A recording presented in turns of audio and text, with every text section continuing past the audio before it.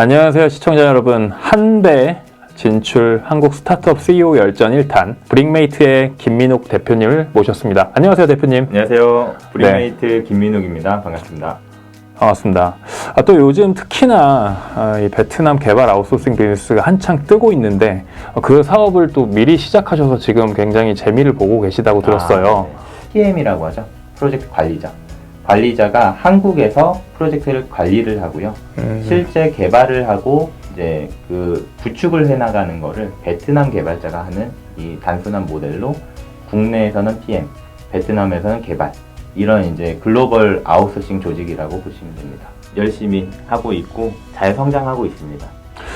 그 요즘 뉴스에 한창 보는데 베트남의 ICT 인력들이 한 103만 명, 그 중에 또 그 103만 명에 대비 GDP가 국가 GDP 한 14% 정도를 차지할 정도로 베트남의 그런 ICT 그리고 이 아웃소싱 인력 시장이 굉장히 성장한다고 들었는데 실제로 이 사업을 시작하시기에는 좀 계기가 좀 궁금한데 한번 얘기해 줄 수 있을까요? 일단 저희가 제 배경 자체도 이제 개발 쪽 이제 분야로 이제 전공을 했었고, 베트남이 일본이랑 이 글로벌 아웃소싱이 많이 활성화되어 있다. 그리고 문화도 한국이랑 베트남이랑 잘 맞는다라는 측면에서 저희가 그거를 이게 될지 안 될지는 모르겠지만 한번 해보자라는 측면에서 저희가 진출을 하게 된 거고요. 지금은 그래도 좀 그 가설이 좀 잘 맞아 떨어진 것 같습니다. 아, 그렇군요. 어떻게 보면은 그런 것들을 미리 알고 진입을 하고 실제로 이런 아웃소싱 비즈니스가 필요한 그런 일본이나 한국 같은 국가에 이런 것들을 보급하는 데에 대한 기회를 보신 거네요. 네, 그렇죠. 좀 궁금해지는 질문이 하나 있는데, 그렇다면 뭐 베트남 개발자들의 수준에 대해서 좀 궁금하긴 합니다. 어쨌든 이분들을 잘 소싱해서 이제 사업을 하고 계신 건데 좀 한국 개발자 대비 수준이 한 어느 정도인지 이런 게 좀 궁금한데요. 이게 이제 한국 개발자랑 베트남 개발자의 각각의 장단점이 있긴 하겠는데, 이제 하이테크 측면에서는 당연히 이제 더 수준 높은 뭐 이제 한국 쪽이 있겠지만, 보통 이제 저희가 뭐 플랫폼들 많이 개발하는데 그런 수준에 있어서는 큰 차이가 없다고 보고 있고요. 저희가 실제로 검증해 봤을 때 그런 개발적인 수준이 뭐 너무 다르다 뭐 이런 느낌은 없고, 다만 그냥 중요한 거는 그건 것 같아요. 그 프로젝트를 어떻게 관리를 하냐, 관리하는 사람이 누구냐, 이런 거에 있어서의 차이가 크다고 봅니다. 그래서 수준 차이가 크지는 않다라고 보시면 될 것 같습니다. 되게 좀 많이 이렇게 저의 마음에도 와닿는 부분인데, 이제 한국 요즘 뭐 중소 중견기업부터 대기업까지 이런 개발에 대한 뭐 외주 용역이 필요한 부분들, 프로젝트들 굉장히 쏟아져 나오고 있는데 실제로 이런 걸 수행하셨을 때 이런 부분들에 대한 이제 만족도가 어느 정도 되셨을지가 좀 궁금한데요. 이렇게 사례를 들어서 혹시 말씀해 주실 수 있을까요? 뭐 회사 이름까지는 괜찮습니다. 회사 이름까지는 좀 그렇지만 일단 저희가 좀 진행하고 있는 뭐 이제 대기업의 사내 벤처 서비스도 저희가 좀 많이 하고 있는데요. 예로 들면은 저희가 이제 기획부터 디자인, 개발까지 턴키로 진행을 하는 방식이 많이 있습니다.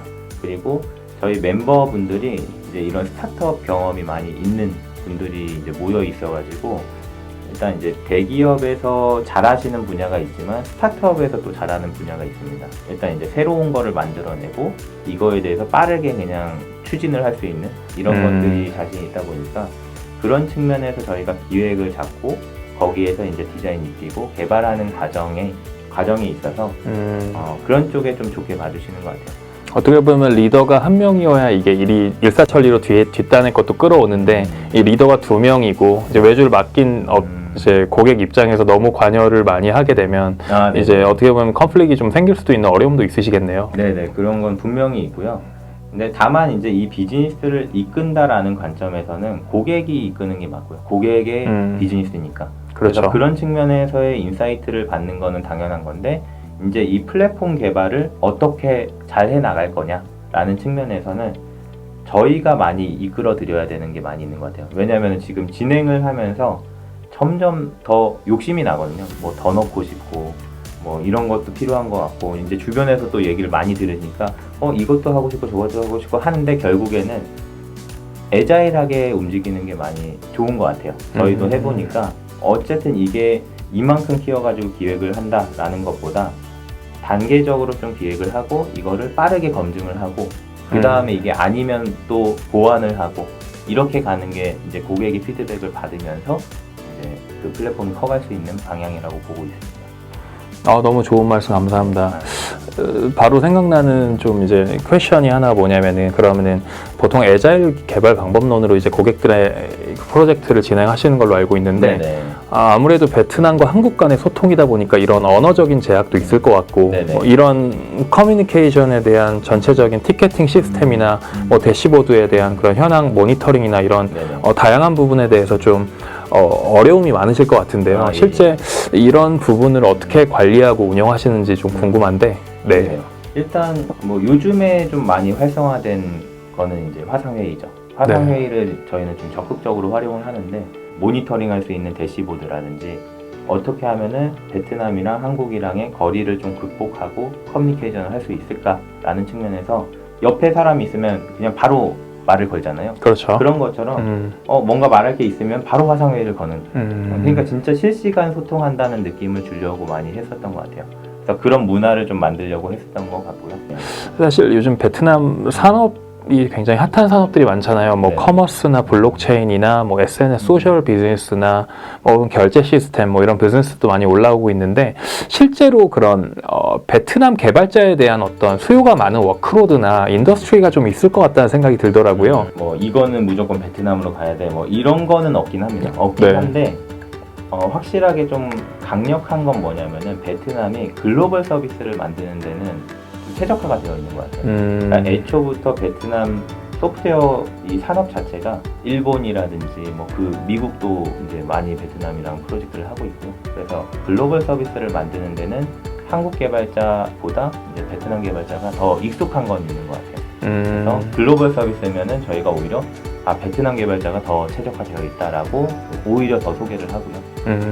근데 이제 뭐 어떤 산업이 베트남이 유리하다라는 관점에서는 뭐 그런 거는 딱히 없는 것 같아요. 그러니까 뭐 교육들은 다양하게 하고 있습니다. 다 잘한다. 다 잘한다라기보다 꽤 다 잘한다. 다 가능하다. 다 잘한다도 괜찮고요. 사실은 좀 대표님한테 궁금한 게 솔직히 제가 알기로는 대략 인력을 한 80명 이상 관리를 한다고 들었습니다.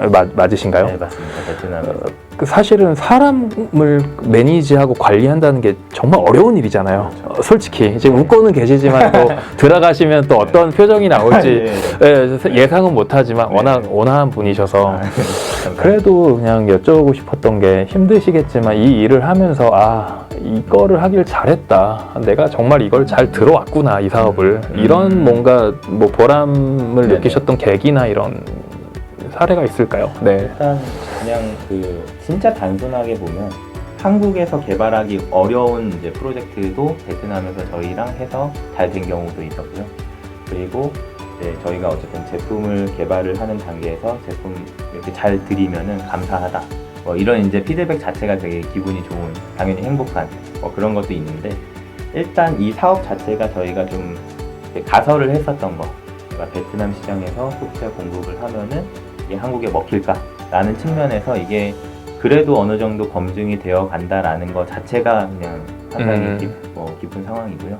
그리고 지금 저희가 그래도 빠르게 좀 성장을 하고 있다 보니까 그런 이제 결과치로도 좀 저희가 되게 감사하게 생각하고 있는 상황인데 그리고 이제 개인적으로는 그냥 이게 잘 돼서 더 좋은 것도 있지만 이 그냥 개발하는 과정 그리고 비즈니스를 이렇게 만들어 나가는 과정 이거 자체가 상당히 재밌는 것 같아요. 좀 제가 몇 번 겪었던 사례인데 네네. 어떤 스타트업을 하는데 베트남에서 사업을 하시는 대표님이 겪었던 스토리이기도 한데 개발자라고 해서 베트남 현지 개발자를 뽑았대요. 근데 그 개발자분이 뭐 개발을 한다고 이제 뭐 대략 타임라인을 만들고 진행을 하다가 최종적으로 사파리 연동도 안 하고 도망갔다. 막 이런 사례도 되게 많은데 네네. 이런 부분이 좀 브릭메이트의 그런 뭐 좀 협력을 받으면 좀 많이 해결이 될 수 있는 건지도 좀 궁금하기도 하고요. 네네.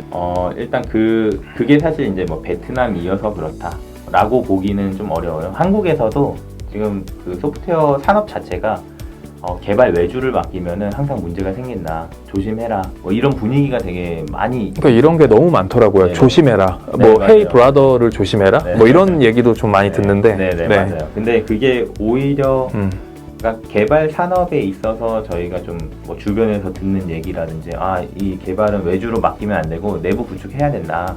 근데 뭐 진짜 내부 구축하면 좋은 것도 있죠. 근데 그만큼 코스트 관리가 좀 어렵다 보니까 그런 측면에서는 진짜 좋은 파트너를 만나면은 잘 된다라는 거는 맞는데 이게 이제 베트남이어서 뭐가 어렵다, 한국이어서 뭐 잘 된다 이런 개념은 좀 제가 봤을 때는 정답은 아닌 것 같아요. 그냥 저는 궁금한 게 좋은 이야기만 했는데 안 좋은 이야기도 있었을 거잖아요. 나는 너무 어려웠거든요. 그렇죠. 난 좀 개인적으로 궁금하니까 베트남 개발자 문화 네네. 이런 한국이랑 좀 다른 문화가 있을 거잖아요.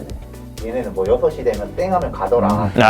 너무 화가 나더라. 이렇게 들어가면 좋아요. 모르겠다. 사실 그 6시간 땡가는 식으로 있지만 베트남에서의 이제 장점도 있지만 단점도 분명히 있습니다. 이제 아까 말씀 주신 대로 원격으로 근무를 한다라는 측면도 있고 이제 베트남 특성상 좀 뭐 이게 베트남 특성이라고 하기엔 좀 그렇지만 프로젝트에 대해서 너무 이제 긍정적으로 보는 게 있어요. 상황에 대해서.